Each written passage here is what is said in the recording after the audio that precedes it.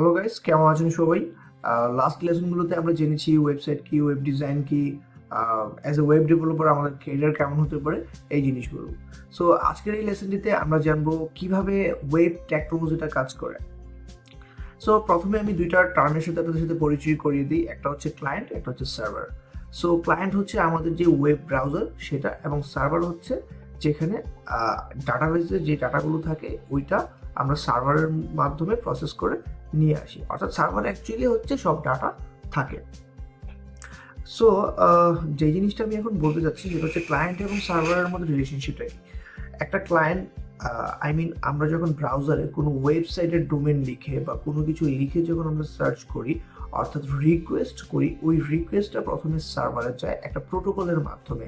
HTTPS protocol, TCP protocol, এই প্রোটোকলগুলো হতে পারে, বা HTTP, HTTPS বা TCP। সো এই যে ক্লায়েন্টের থেকে মানে আমরা যখন কোনো একটা রিকোয়েস্ট করি, অর্থাৎ কোনো কিছু লিখে ব্রাউজারে সার্চ করি বা এন্টার হিট করি, তখন কি হয়, ওইটা একটা রিকোয়েস্ট হিসেবে সার্ভারে যায়।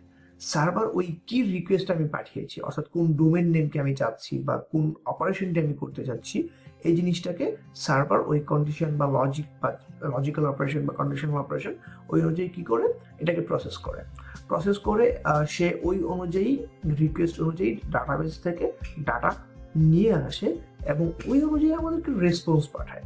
এবং ওই রেসপন্সটা যখন আমাদের ব্রাউজারে আসে, আই মিন ক্লায়েন্ট ইন্ট হচ্ছে কি ব্রাউজার, এই ব্রাউজারে যখন আসে তখন সে কি করে ওই রেসপন্সটাকে আমাদেরকে শো করে, বা ওই রেসপন্সের অনুযায়ী আমাদের ডাইনামিক ডাটাগুলো আমাদেরকে শো করে। সো আমি যদি আরেকটা ছবি দেখি বা পিকচার দেখি, যে এখানে দেখতে পাচ্ছেন ইউজার কিছু একটা লিখে ইন্টারনেটের মাধ্যমে হচ্ছে রিকোয়েস্ট সেন্ড করেছে, এটা ওয়েব সার্ভারে এসেছে, দেন সে ডাটাবেস থেকে ডাটা নিয়ে এসেছে অ্যান্ড আমাদেরকে কি করেছে, ওই ডাটা আমাদেরকে অ্যাজ এ রেসপন্স আমাদেরকে পাঠিয়েছে, এবং এইটাই আমরা ওয়েব ব্রাউজারে দেখতে পাচ্ছি। সো ওয়েব টেকনোলজি নিয়ে যেহেতু আমি কথা বলছি, সো চলুন আমরা কিছু ওয়েব টেকনোলজির সাথে পরিচিত হই। সো ওয়েব টেকনোলজির মধ্যে প্রথমে আসতেছে HTML, যেটার ফুল মিনিংস হচ্ছে হাইপারটেক্সট মার্কআপ ল্যাঙ্গুয়েজ। এখন একটা কথা এই জায়গাতে আসছে, মার্কআপ ল্যাঙ্গুয়েজ জিনিসটা আবার কি?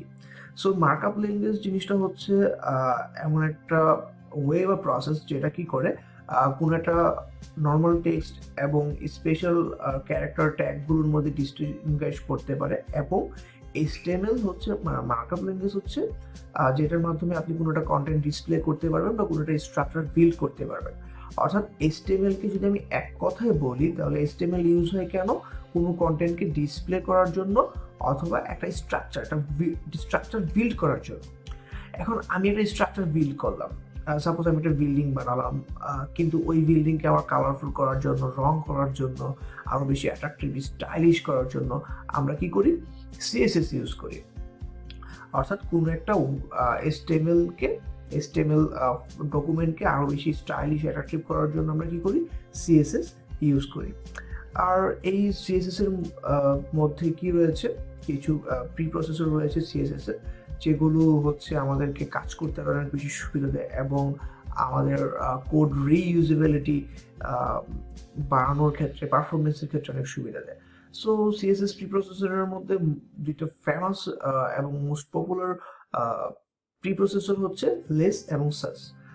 এই লেস আর সাসের মাধ্যমে আমরা আমাদের কাজকে অনেক বেশি বেটার করতে পারি। লাইক আমাদের একটা ওয়েব প্রজেক্টের মধ্যে কোথাও ফন্ট সাইজ আমার 15 পিক্সেল এরকম আছে, সো এটা 10 বা 12 জায়গায় আছে মনে করেন।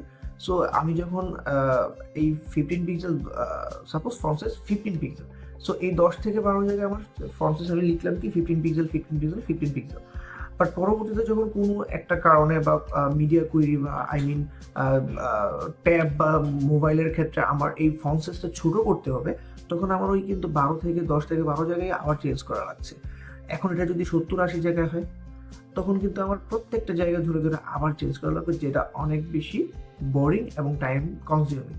সো চাইলে প্রি প্রসেসরের মাধ্যমে আমরা এই ফন্ট সাইজকে একটা জায়গায় একটা ভেরিয়েবলে রাখতে পারতাম, এবং এই ভেরিয়েবলে যখন আমি রাখতাম তখন হচ্ছে এই ভেরিয়েবলটা আমার ওই 15 থেকে 20 বা 70-80 বার সব জায়গায় কল হতো। তাহলে যখন আমার চেঞ্জ করা লাগতো সব জায়গায় অ্যাট এ টাইম, তখন আমি শুধুমাত্র ওই ভেরিয়েবলের মান চেঞ্জ করলে সব জায়গায় অটোমেটিক চেঞ্জ হয়ে যেত। এছাড়াও আরও অনেক সুবিধা রয়েছে, লুপের সুবিধা, মিক্সিংয়ের সুবিধা রয়েছে। সো এটা নিয়ে আমি একটা আলাদা সেকশন নিয়ে আসবো, তখন এটার বিস্তারিত জানতে পারবেন।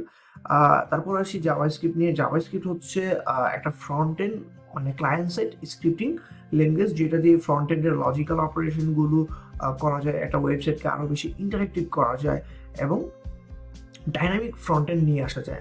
আমি কন্ডিশনের উপর ভিত্তি করে কোনো এলিমেন্টকে হাইড করতে পারি, আবার কোনো এলিমেন্টকে শো করতে পারি। ডাইনামিক্যালি ফ্রন্ট এন্ডের চেঞ্জ করতে পারি।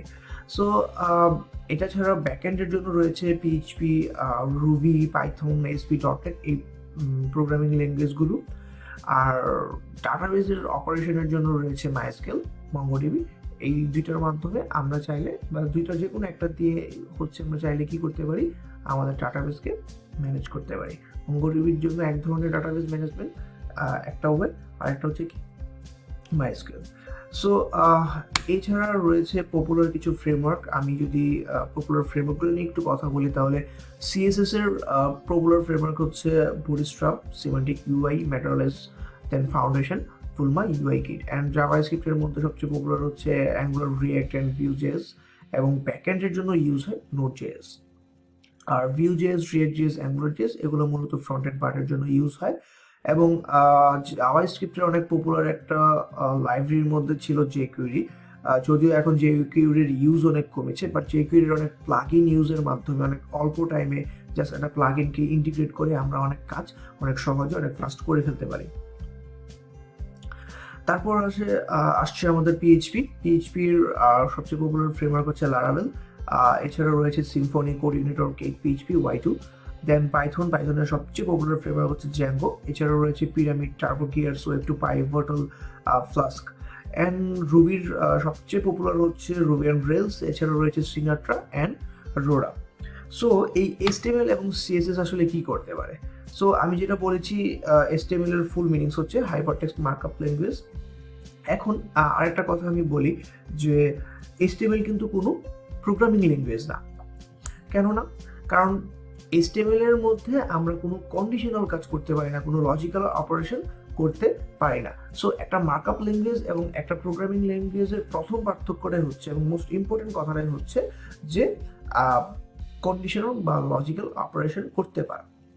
অর্থাৎ প্রোগ্রামিং ল্যাঙ্গুয়েজের মাধ্যমে আমরা কন্ডিশনাল বা লজিক্যাল অপারেশন করতে পারি, যেটা আমরা মার্কআপ ল্যাঙ্গুয়েজের মাধ্যমে করা পসিবল না। সো এই HTML সর্বপ্রথম ইন্ট্রোডিউস করেছিলেন টিম বার্নার্স-লি 1991 সালে। আর বর্তমানে HTML এর যে ভার্সনটি রয়েছে এটি এসেছিল অক্টোবরের 28 তারিখে 2014-তে, যেটা হচ্ছে HTML5। আর যে CSS এর কথা আমি বলেছি, CSS এর ফুল মিনিংস হচ্ছে cascading style sheet. Actually CSS ব্যবহার করাই হয় বিভিন্ন HTML এলিমেন্টসকে খুব সুন্দরভাবে অ্যাট্রাকটিভ, আই কিচি একটা লুক দেওয়ার জন্য, অ্যাপিয়ারেন্সটাকে ডিজাইন করার জন্য। সো HTML আর CSS এর মাধ্যমে আমরা কি করতে পারি? HTML আর CSS এর মাধ্যমে আমরা যে কোনো স্ট্যাটিক ওয়েবসাইটকে ডিজাইন করতে পারি, লাইক একটা সিঙ্গেল পেজ পোর্টফোলিও, যেখানে হচ্ছে একজন পার্সোনাল ইনফরমেশন থাকতে পারে, প্রমোশনাল ইনফরমেশন থাকতে পারে, ব্রোশিউর টাইপের ওয়েবসাইট হতে পারে, বা কোনো একটা এজেন্সি, ছোট স্মল কোম্পানি হতে পারে, এই জিনিসগুলো। আর আরেকটা জিনিস হচ্ছে HTML CSS দিয়ে আমরা এনি কাইন্ড অফ ওয়েবসাইট, অর্থাৎ যে কোনো ওয়েবসাইটের ভিজুয়াল পার্টটা ডিজাইন করতে পারি। সো HTML আর CSS এর যদি আমি আপনাদেরকে একটা ছোট্ট একটা ছবি দেখাই, তাহলে সেটাতে আপনি বুঝতে পারবেন যে HTML CSS অ্যাকচুয়ালি কি করে। সো যদি আমি এই ইমেজটা দেখি, HTML হচ্ছে আমার স্কেলেটন। সো স্ট্রাকচারটা আমরা HTML দিয়ে করি, আর জাভাস্ক্রিপ্ট হচ্ছে আমাদের লজিক্যাল অপারেশনগুলো করে। আমি হাত মুভ করতে কি পারবো না, আমার বডির যে পেশিগুলো আছে এগুলো মুভ কিভাবে করব, বা কোন কন্ডিশনের উপর ভিত্তি করে করব, নিজের ইচ্ছায় করব না, করতে পারবো কিনা, এই জিনিসগুলো JS এর মাধ্যমে আমার একটা ইন্টারেক্টিভিটি চলে আসে একটা ওয়েবসাইটের। আর CSS দেখে বুঝতে পারছেন আমি চুলের কালার করতে পারছি, আমি কি ধরনের টি-শার্ট পরবো, কোন কালারের পরবো, এটা ফুল প্যান্ট হবে না হাফ প্যান্ট হবে। CSS এর মাধ্যমে আপনি আপনার মতো করে স্টাইল করতে পারবেন। আর একটা মেমে যদি আপনাদেরকে আমি দেখাই, তাহলে হচ্ছে দেখতে পাচ্ছেন HTML আর with HTML and CSS। So guys, I think আপনারা বুঝতে পারছেন HTML এবং CSS এর মধ্যে কেন HTML CSS দুইটাই জরুরি। শুধু HTML হলে অবস্থা কি হবে, আর CSS ছাড়া HTML এর অবস্থা, আর HTML CSS এর বেসিক জিনিসগুলো আশা করি বুঝতে পেরেছেন। সো গাইস, ভালো থাকবেন সবাই। আর নেক্সট লেসনে আমরা দেখব যে আমাদের কি এডিটর রয়েছে, আমরা কোন এডিটরগুলো ইউজ করতে পারি, এবং ওই এডিটরগুলো কিভাবে আমরা এনভায়রনমেন্ট সেট আপ করবো, ওই জিনিসটা। আল্লাহ হাফেজ।